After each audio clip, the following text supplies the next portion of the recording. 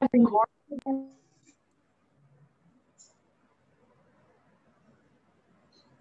morning, sir. Good morning, sir.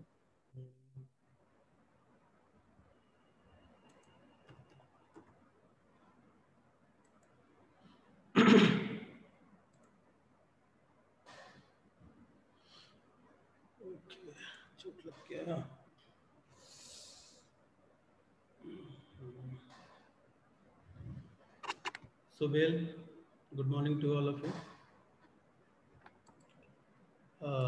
So we are talking about the different processes of forming. So forming may we are talking about some processes related to forming. That which one is the rolling, forging, and extrusion and wire drawing. Then we will talk about the sheet metal. So till now we have finished the forging process, and you have seen that how the forging process, what the mechanism behind this. They all are It's a rolling process. rolling process. We have seen the rolling process. So in the last class, let's look here. So we have covered these things, the rolling process, all the things which are connected to the rolling process. And the end we have put one questions. Have you solved this question? This question have said, wait, I am taking the pencil.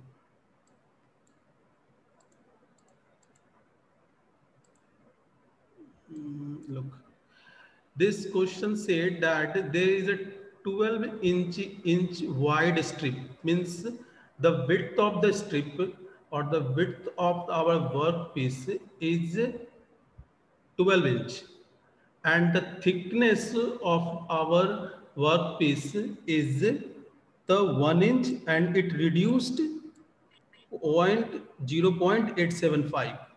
सो ये thickness पहले 1 inch का था, फिर वो thickness जब rolled process हुआ, rolling process, then it will be 0.875 thickness in one pass. There is a number of pass. If we desire the shape, then single pass, then the another roller we will transfer the element, and they will goes to the another pass. So there is a lot of pass we will do, but here one pass, the thickness will reduce from 1 inch to 0.875.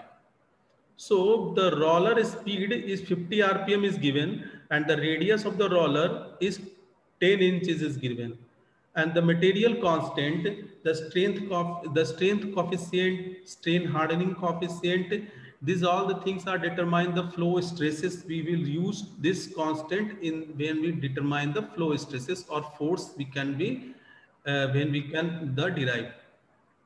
So first thing, the question have said that determine if it is feasible and calculate the force, torque and power.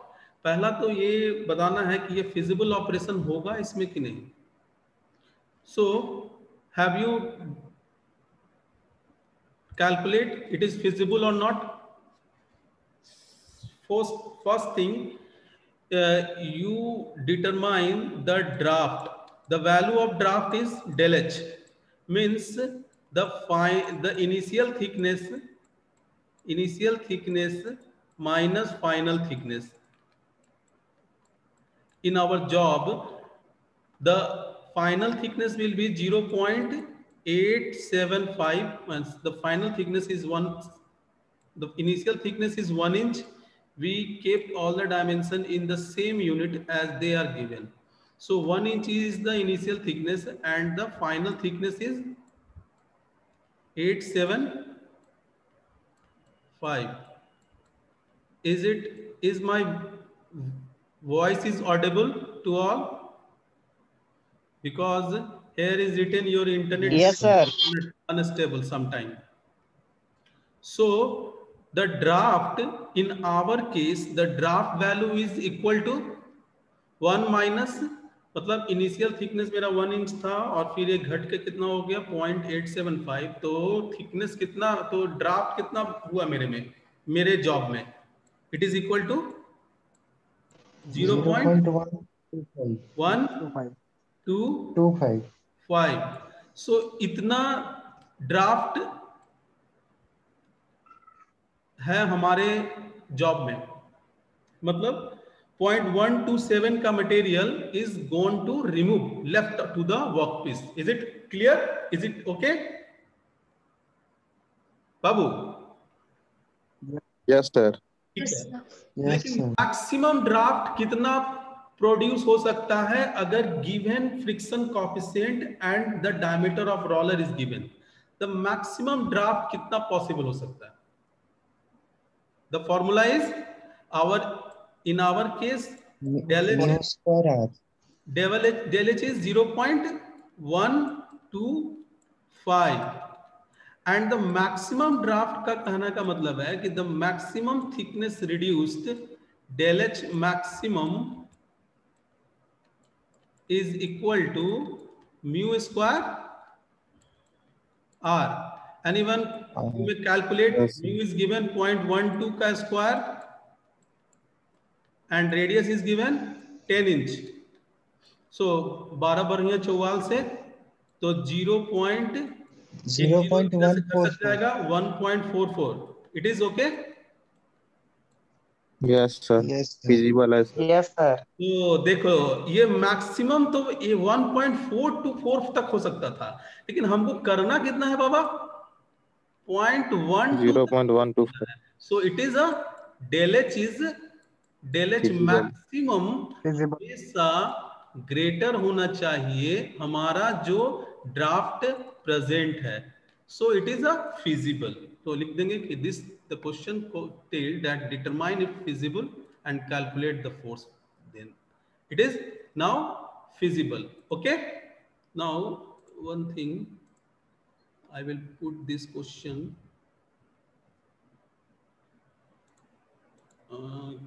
minute. So this is the question. So here I have solved. This is the width, thickness, final thickness, radius, speed and mu, and here is the material constant. These are all the things given. Maximum draft mu square is r, maximum draft is 0.144. In the present case, मतलब in my case the draft is 0.8, so maximum draft is greater than the desired draft, so it is a feasible। सबसे पहला now हमको निकालना क्या क्या है इस question में? फोर्स निकालना है, टॉर्क निकालना है और पावर कंजम्पशन निकालना है। सो all the formula we have given that the first thing you have to calculate the length of the contact, root under r into del h. So radius is given and the draft is given, so you have calculate the length of contact, true strain value, strain निकालेंगे तो force flow stress निकल जाएगा। जब flow stress निकल जाएगा k epsilon यहाँ पे आ गया ट्रू स्ट्रेन, तो हमारा फ्लो स्ट्रेस निकल जाएगा। तो रोलिंग फोर्स निकालना आसान हो जाएगा। Stress multiply by the area, area में विड्थ आएगा, width is given and contact length हम पहले निकाल चुके हैं। So we can determine the rolling force. Then torque 0.5 into force into length, torque is the length perpendicular distance, so 0.5 times. Then power 2 pi n, 2 pi n is the 50 rpm, so power is divided omega into the force into the length, so torque into the torque into omega is called the power, so we can calculate it. So these things we have already calculated, and whenever you have seen any question regarding the rolling, you must be have to solve by only the three, or by the help of only 2 to 3 formulas and nothing over it. So in this class we are going to start the forging process. Forging, so forging Sir. is, हाँ बोलो बाबू। Sir इसमें जो true strain निकाले हैं sir, ये limit log है sir, ln log base कितना है सर? लॉग बेस ई है, बेस लॉग बेस ई है सर, लॉग बेस ई को सर कैलकुलेटर से कैलकुलेट कर सकते हैं? हाँ जी, कैलकुलेटर से कैसे नहीं कैलकुलेट कर सकते? आपके पास कैलकुलेटर है तो एक दिन हमसे ट्रेनिंग ले लीजिए, उसमें हम आपको मैट्रिक्स का मल्टीप्लिकेशन करना, बेस लॉग का कैलकुलेशन करना, सर लॉग बेस कैलकुलेशन 10 का करना, कैलकुलेशन होता है 3 सर। डिग्री का इक्वेशन करना, 4 डिग्री का कैलकुलेशन करना, सब बता देंगे। ln उसमें है, नहीं किया है उसमें क्या? ln दिया रहता है। लॉग जहां जाओगे, जहां ln लिखा रहेगा, लॉग लिखा रहेगा, उसके ऊपर शिफ्ट का बटन डालोगे तो लॉग बेस 10 और लॉग बेस ई कैलकुलेट होता है। ठीक है, शिफ्ट बटन डाल दोगे तो लॉग बेस ई कैलकुलेट होगा। अगर शिफ्ट बटन नहीं डालोगे, नॉर्मल कैलकुलेशन करोगे रेडियन में, then it will be comes in log base 10। So log base E का कैलकुलेशन करोगे। आप मोबाइल में वर्चुअल कैलकुलेटर यूज कीजिए, virtual calculator for the purpose of the GATE examination. The GATE examination में आजकल online exam होता है, तो they will put the virtual calculator in your computer screen. So the same virtual calculator app will be download from the Play Store, and you may the same feature as they are provided in the gate examination and online, any online examination which are going through the day by in coming days. So क्या है कि आजकल जो gate virtual calculator का use करता है, same app virtual calculator आप download करोगे तो गेट वर्चुअल कैलकुलेटर लिख के डाल दो प्ले स्टोर में और उसी से कैलकुलेट करो, उसी से कैलकुलेट करने का आदत डालो। क्योंकि आजकल का प्रोसेस क्या है ना कि तुम्हारा हो सकता है 4th सेमेस्टर 5th सेमेस्टर भी ऑनलाइन प्रोसेस से एग्जाम हो यूनिवर्सिटी, तो वहां पे भी वर्चुअल कैलकुलेटर का यूज करना ज्यादा आसान है। ठीक है, वहां पे भी आप ln ई बेस और लॉग बेस में यूज कर सकते हैं। सो फॉर्जिंग प्रोसेस का ये है, मेरे पास नोट्स है। 5th semester online sir? पता नहीं, मैं मतलब एक एग्जांपल दे रहा था कि हो सकता है 4th सेमेस्टर फिर ऑनलाइन एग्जाम ले। हम लोग तो ऑनलाइन मिड सेमेस्टर लेंगे ही, तो उसमें भी आप वर्चुअल कैलकुलेटर का यूज कर सकते हैं। ठीक है, कंप्यूटर्स और टैबलेट आजकल गवर्नमेंट प्रोवाइड कर रहा है स्कूल वाला का, तुम लोग को भी शायद करे, थोड़ा मांग करो। स्कूल में तो कॉलेज वाला कर सकता है ना सर अपन को? स्कूल वाला तो बोल रहा है कि हेमंत सोरेन की कैलकुलेटर प्रोवाइड करेंगे, कैलकुलेटर कहते हैं, टैबलेट प्रोवाइड करेंगे। अटेंडेंस कितना है? 38। कॉलेज का बच्चा को सर ज्यादा जरूरत है। हाँ सर टेक्नो पता इंडिया हम लोग को देगा कनेक्टिविटी ना तो सर? चलो प्रोवाइड चलो, कर रही है। फालतू बात नहीं, मेरे पास टाइम कम है। So today's we are talking about the forging process. And forging process क्या है? फॉर्जिंग प्रोसेस में केवल कथा है, आप लोग सुनिए आराम से। फॉर्जिंग प्रोसेस में वही प्रोसेस होता है जो आप लोग देखते हैं। आप कभी भी, आप लोग तो नहीं देखे होंगे, लेकिन हम लोग अपने पापा से पूछिएगा, अपने बड़े भैया से पूछिएगा, अपने दादा से पूछिएगा, तो वो पूरा का पूरा फॉर्जिंग प्रोसेस आपको समझा देंगे, क्योंकि वो उस दौर लोहार के यहाँ जो होता है ना हाँ? आजकल बहुत कम है सर, जो लोहा को गर्म ये तो पहले हर गली मोहल्ले में एक लोहार होता था, ब्लैक स्मिथ, और वो फॉर्जिंग प्रोसेस करता था, सामने बैठकर लोग देखते थे और उसमें कलछुल, कड़ाही, चिमटा ये सब बनाकर दे देता था। लेकिन आजकल तो कम दिखता है फिर भी। सो it is the process of shaping the heated metal by the application of load. Engineering में आपको परिभाषा लिखना होगा तो आप ऐसे ही लिखिएगा फॉर्जिंग का। इट इज अ प्रोसेस, ये एक प्रोसेस है जब किसी मटेरियल को शेप देना होता है तो उसको हीट करते हैं और हीट करके एनविल पे रखते हैं और उसको लोड प्रोवाइड करते हैं। Sometime this load can be provide in the open die, and it sometime it will be provided and closed die. So now it is the problem to understand what is open die and what is closed die. So let it remove from your mind what is open die, closed die, हम serially देखेंगे। सो forging का main काम है कि metal को heat करेंगे, heat करके उसको एक एनविल होता है, लोहे का एनविल होता है जो मतलब वर्क करने के लिए उस पर रखते हैं। चिमटा से पकड़ता है लोहार और उसको ऊपर रखता है, और जिस शेप का चाहिए, हसुआ, गड़ासी, कुल्हाड़ी, एक्स, उसको वैसा ठोक कर डिजायर शेप इस साइड से उस साइड से ठोक ठाक कर देता है। लेकिन वर्कशॉप में तो होगा ही ना सर एनविल? हाँ जी, सब है वर्कशॉप में एनविल होगा ना? है। फिर क्या है कि अभी ये जो प्रोसेस है जैसे जैसे एडवांस्ड होता गया तो क्या हुआ कि different types of dies different types of metal flow. चूंकि होता क्या है, वही प्रोसेस होता है कि हम मेटल के हीट करके मेटल के फ्लो को स्ट्रेस देकर मेटल के फ्लो को ग्रेन साइज को वीक करते हैं हीट करके, और उसको फिर उस पर लोड देकर उसके स्ट्रेस फ्लो उसको फ्लो करवाते हैं मेटल को। The work is behind the two make any shape for through the forging process. The fundamental things is that we have weakened the grain size and flow it, and by the application of hammer, power hammer, small hammer, say different type of hammer we will use, and flow the materials, and we will find the desired shape and size.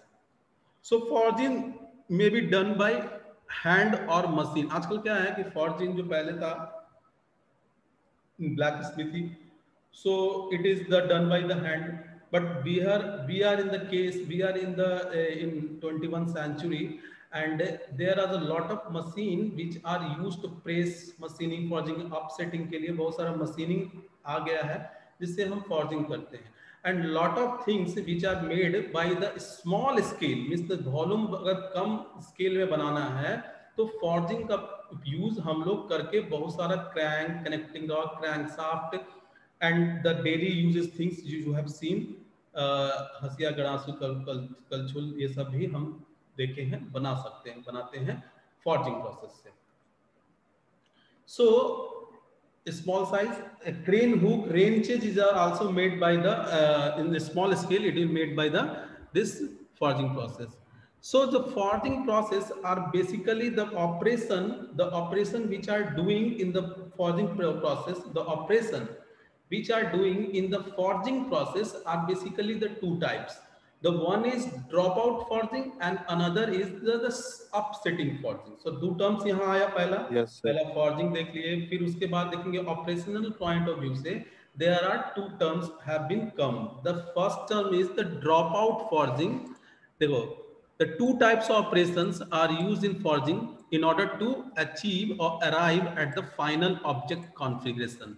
So final object configuration प्राप्त करने के लिए we are doing the two types of operation. The one is the dropout and another is upsetting.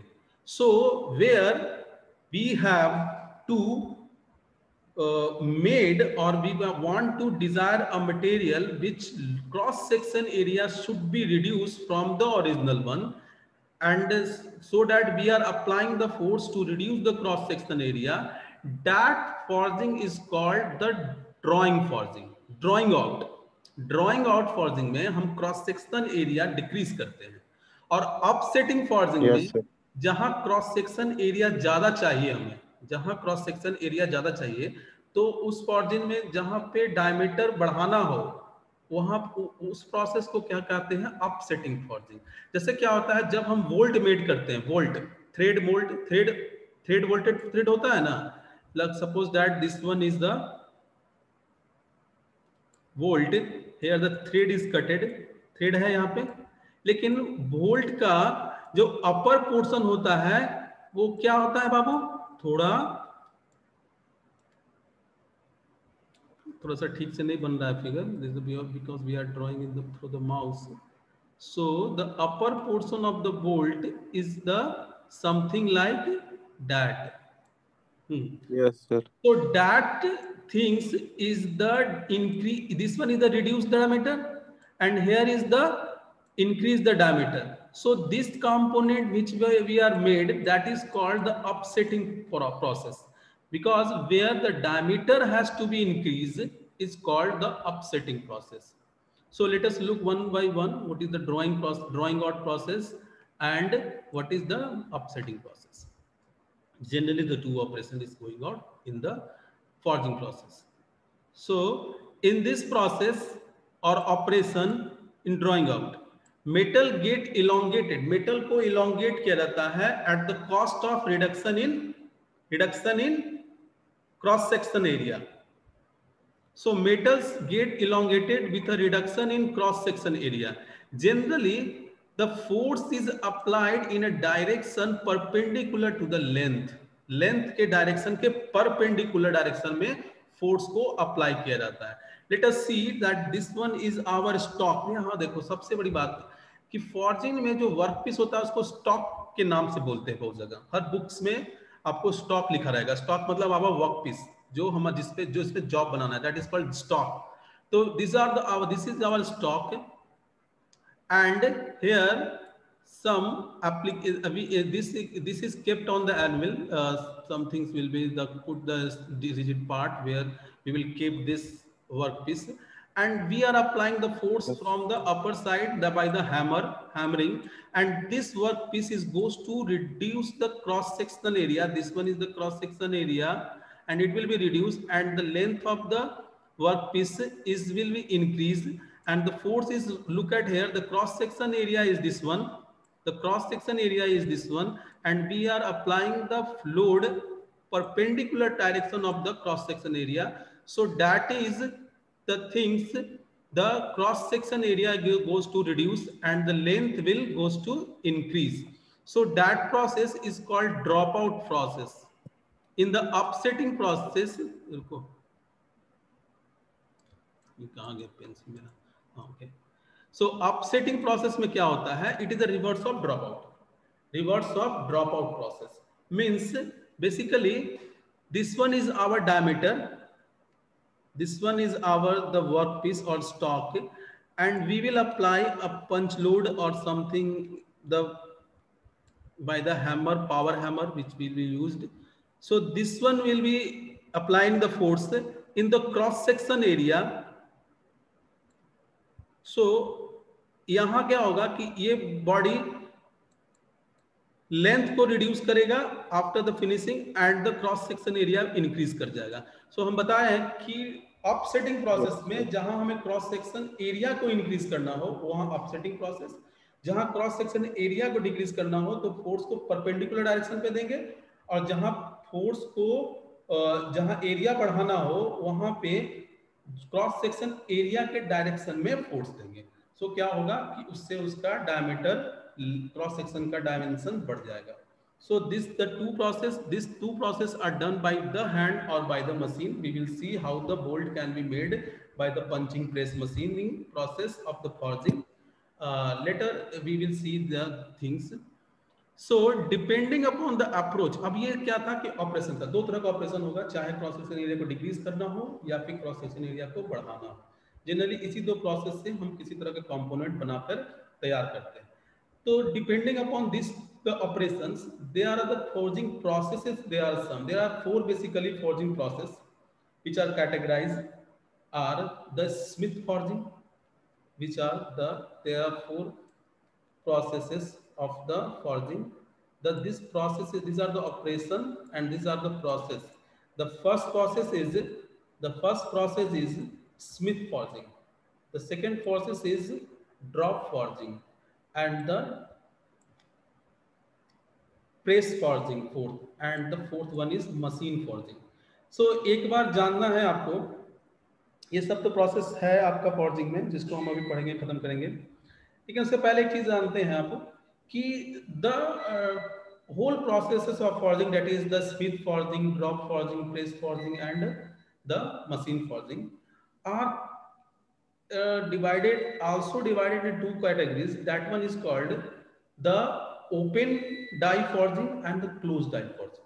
Generally देखिए तो open die forging में क्या है, anvil पे रख दिए, एनविल पे एक एनविल है सपोर्ट का, यहाँ पे वर्कपीस को रख दिए और इसको ऊपर से हैमर से ठोक दिए।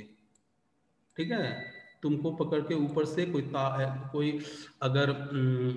कोई अगर तुमको पकड़ के एक झापड़ मारता है और तुम्हारा चेहरा यहाँ से ऐसे हो जाता है तो that one is called open type का है, क्लोज का टाइप नहीं है। अगर तुमको कोई बॉक्सर से या फिर कुछ आपको पहन के कड़ा उड़ा से, आजकल देखते हो मारने वाला बॉक्सर लोग खरीदता है आजकल और उसे पीटता है, तो एक डाई रख लेता है वो जहाँ पे क्लोज पार्ट होता है, समथिंग एक डाई होता है दोनों तरह से घुमाया हुआ ऐसे, इट इज अ डाई, और यहाँ पे वर्कपीस रखता है, यहाँ पे वर्कपीस रखता है, दोनों तरफ क्लोज रहता है वो डाई, और यहाँ पे वर्कपीस रखता है और इसको प्रेस मारता है, हैमर मारता है। तो ये क्या है ना, क्लोज डाई है। यहाँ पे ये सट जाता है और ये इसका शेप ले लेता है. It is a part of forging. It is called the close die forging. So open die, जहाँ पे in the physical environment we are work hammering tempering जो भी हो. क्लोज डाई फॉर्जिंग में जब we will use the die which is a particular shape and we will put workpiece over the closed die and get the hammering and the workpiece get the shape of the die, that is called the closed die forging. So first of all we will see the Smith forging, then drop forging, then press forging and machine forging. देखो भाई आज forging खत्म करना है. जो पढ़ लिया अगर फिर से ज्वाइन करने के लिए बोलेंगे फिर से ज्वाइन कर लेना, 10-15 मिनट में खत्म हो जाएगा. नहीं खत्म हुआ तो कल हम फॉर्जिंग नहीं पढ़ाएंगे. हम एक्सट्रूजन, वायर ड्राइंग एंड क्या उसको बोलता है, सीट मेटल ड्राइंग, थोड़ा सा चैप्टर, फिर मेटल कटिंग इसी में है. तो ये चैप्टर लंबा जाएगा और हमको खत्म करना है इस महीने में, तो थोड़ा सा फास्ट हो जाएगा. 12-20 में फिर क्लास होगा सर. इसके 12-20 में फिर क्लास है. आलोक सर का क्लास है. Yes sir. किसका क्लास है? आलोक सर का सर. ओके, आलोक सर. मशीन का 20 मिनट में जो होगा कथा, ठीक ना. तो smith forging, drop forging, press forging और मशीन फॉर्जिंग. तो कहानी क्या है कि smith forging is the generally a traditional method where the blacksmith are getting their skill. जो ब्लैक स्मिथ का स्किल है उसी से हम फॉर्जिंग करते हैं. यह ट्रेडिशनल फॉर्जिंग का ऑपरेशन है, डन बाय ओपनली और ओपन डाई में करता है फॉर्जिंग को. हिट करता है मेटल को, एडमिल पे लाता है, हैमरिंग देता है, जो शेप चाहिए उसके अकॉर्डिंगली वो अपने मैनुअल फोर्स से, अपने अंडरस्टैंडिंग से वो शेप एंड साइज देकर उसको प्रिपेयर करता है. That is called the smith forging. So by smith forging blacksmith और modern soft, actually modern soft लिखे थे यहाँ पे, सब modern soft is also available to do the manual operation. So heated metal रहता है and it is manipulated by the blacksmith. So blacksmith अपने से एजम्स करके some force are applied, how much forces are required to remove the metal, और उसके according anvil पे वो open force में वो प्रोसेस करता है. So that is called the Smith forging.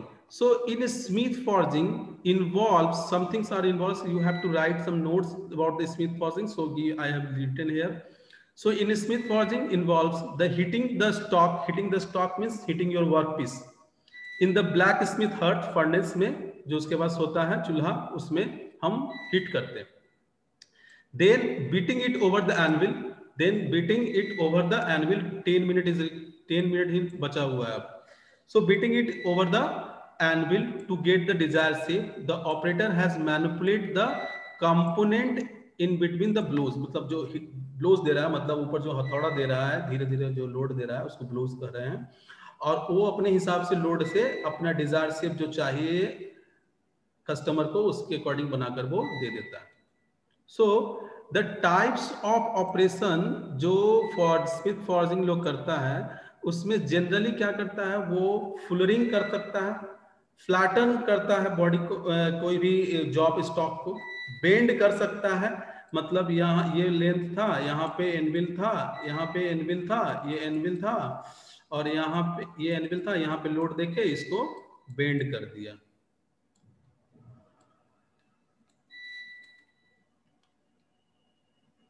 So like that.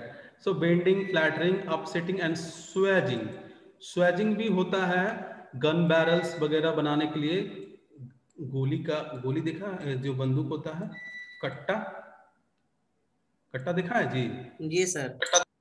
हाँ, तो वो बनाता है. जो चलाए भी हैं सर. जो होता है बैरल बोर, आजकल बहुत लोकल में बनता है ना कट्टा. हाँ सर बनता है. तो देखो ऐसा उसका डाई रहता है, तीनों तरीके से, तीनों तरह से उल्टा बना रहे ले आएंगे सर. ऐसा डाई रहता है तीनों तरीके से, ऐसा करके डाई रहता है, और बीच बीच में उसको ठोक ठोक के कट्टा बना देता है स्वेजिंग प्रोसेस में. दिखाएंगे उसको बाद में, हाथ से नहीं बन रहा है, फोगर बनाया हुआ है. फिर फुलरिंग प्रोसेस क्या है? कोई बताओ? ये क्रॉस सेक्शन एरिया को डिक्रीज करने के लिए फुलर एक छोटा छोटा यूज होता है। जैसे देखो क्या होता है, यहाँ पे ये जो है फुलर होता है, ऐसा दो साइड से रखते हैं फुलर को, ये फुलर होता है, इसको फुलर इक्विपमेंट बोलते हैं। ये एक को क्या करते हैं ना कि एनविल पे फिक्स रखते हैं, ये एनविल पे फिक्स रख दिए, ये देखो ये मेरा एनविल है, ये एनविल पे हम एक फुलर को फिक्स रखें, फिक्स कर दिए। एक फिलर को ऊपर से फिक्स कर देते हैं, थोड़ा सा कुछ डिस्टेंस लेके आपका फिक्स कर देते हैं, यहाँ से मेटल को या स्टॉक को प्रोवाइड करते हैं और ऊपर से हैमर डालते हैं। तो यहाँ पे एक शेप बनता है, देखो यहाँ पे एक शेप बनता है,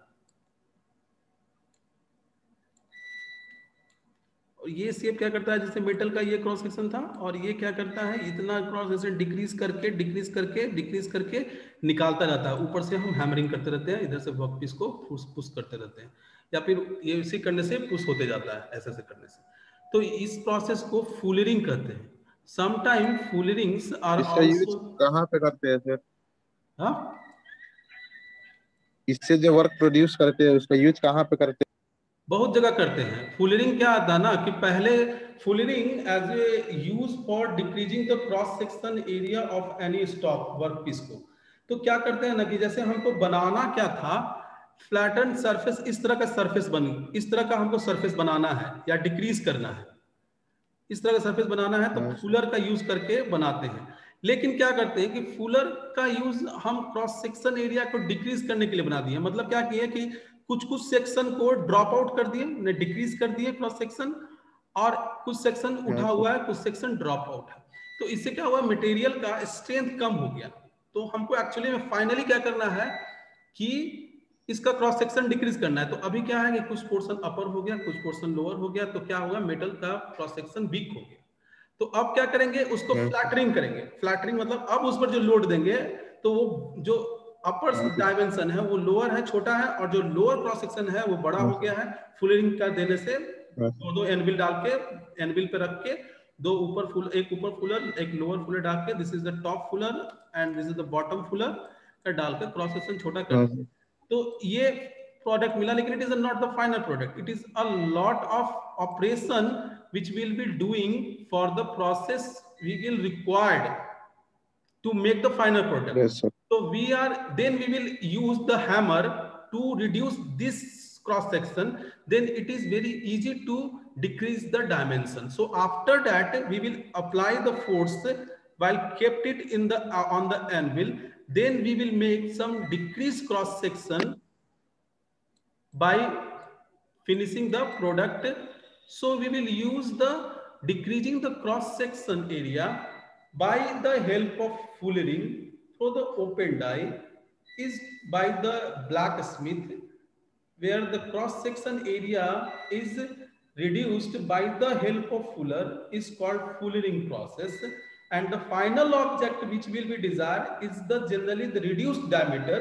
So after the fullering, the cross sectional part of the area where we decrease and where it will be increase, it is the weaker section. So we will apply the load and get it flattened very easily. So fullering operation can be done. Next thing, sir, yes. The smith forging is depend upon the skill of the लोहार, blacksmith. लोहार yes, पे depend होकर ही बनाता है product. And where this process is good for small volume is come number of component बनाने के लिए ये चलेगा प्रोसेस ब्लैक स्मिथ से। लेकिन where the number of product where the required high, then the blacksmithy से ज्यादा नहीं बना पाएंगे हम, क्योंकि उसमें लोहार बधिक तो एक हंसुआ कलछुल 10 को ऑर्डर आता है, दिन भर 2 दिन 3 दिन उसी में लग जाता है। क्योंकि ज्यादा कम कंपोनेंट बनाना है तो this black Smith is good, but the large number of component we will use, then will be very difficult to made by the blacksmith. So wait, 3 minutes is left. I am going to take your attendance, then we will talk about the, देखो ये नहीं खत्म होगा, आधा घंटा तो और लगता ही, लेकिन अगर नहीं खत्म होगा तो नेक्स्ट क्लास में करेंगे तो ठीक है, नहीं तो हम एक्सट्रूजन शुरू करेंगे।